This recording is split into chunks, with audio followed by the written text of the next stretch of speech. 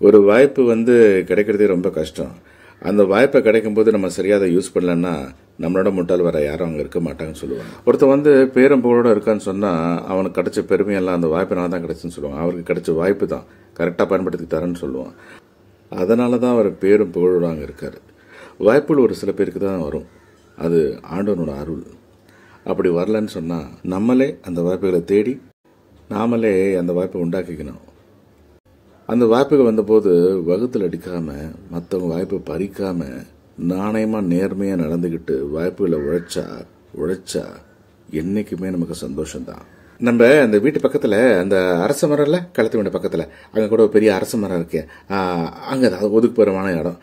அங்க ஒரு ஒரு பெரிய கிணறு ஒண்ணு இருக்குல்ல. அந்த கிணத்துல அங்க ஒரு பொண்ணு தண்ணி அடிச்சிருக்கு.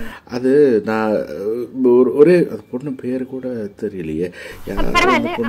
சரி, அதை விட தண்ணி அடிச்சிருந்தால அப்போ நல்ல பலத்த காத்து. அங்க நான் படிச்ச நேரமா படிச்சுட்டு இருந்தேன். ஒரு காகிதம் பிச்சுக்கிட்டு போய் அவ கிணத்துல இல்ல பக்கெட்ல விழுந்துருச்சு. அந்த பக்கெட்ல தண்ணி அடிக்கும் போது அந்த பக்கெட் மேல விழுந்துருச்சு.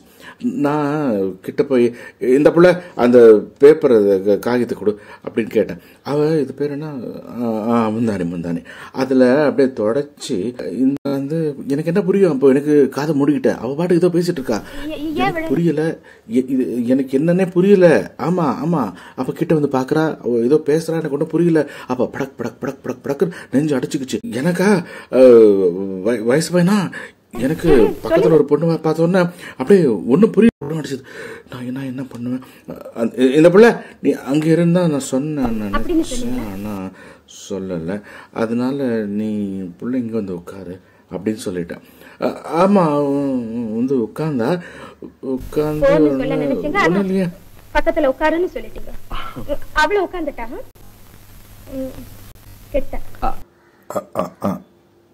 எவ்வளவு கிட்ட இந்த இப்படி இங்க பக்கத்துல. அப்புறம் என்ன? அப்புறம் நிலைமை எக்கச்சக்கமாயி போச்சு. என்ன எக்கச்சக்கம்? இல்ல மூஞ்செல்லாம் வெறுத்து போச்சு, காதெல்லாம் ஜீவன் ஆயிடுச்சு, கண்ணெல்லாம் சிவந்து போச்சு. எனக்கு ஒன்னும் புரியல, பேச முடியல, உடம்புல ஐஸ் கட்டி மாதிரி போச்சு.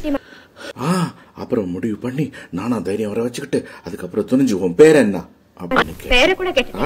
ஆமா, பக்கத்துல இருந்து பேரை கூட கேட்கலன்னா எப்படி?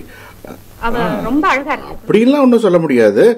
நல்ல சுருட்ட முடி, நல்ல பெரிய கண்ணு மூக்கு வாய் எல்லாம். ஆனா உன்ன அளவுக்குலாம் ஒண்ணும் இல்ல. மறக்கவே முடியல. என்ன பண்றது? ஏன் கோச்சிக்கிற? அதெல்லாம் ஒண்ணும் இல்ல. ஒண்ணு சொல்றேன், இங்க பாரு. நீ என்ன நம்பணும். நான் பொய் சொல்லல. இங்க பாரு. உட்கார்ந்தாலும் பக்கத்துல இருந்து பேசிட்டு. அது எனக்கு அப்போ வயசு 10, அந்த பொண்ணுக்கு வயசு 8. நம்பலையா? இங்க பாரு, அது நான் பொய் சொல்லல. நீ நம்பல, இன்னொன்னு நம்பல, நம்பித்தாகணும். பணம், பேரு, புகழ், இதுல எதை இழந்தாலும் மனுஷன் சம்பாரிச்சிடலாம். ஆனா உண்மையான நண்பனை இழந்துட்டா it's a great loss. Religion has convinced people that there's an invisible man living in the sky who watches everything you do, every minute of every day. And the invisible man has a list of 10 specific things he doesn't want you to do. And if you do any of these things, he will send you to a special place of burning and fire and smoke and torture and anguish for you to live forever and suffer and burn and scream until the end of time. But he loves you. He loves you. He loves you and he needs money.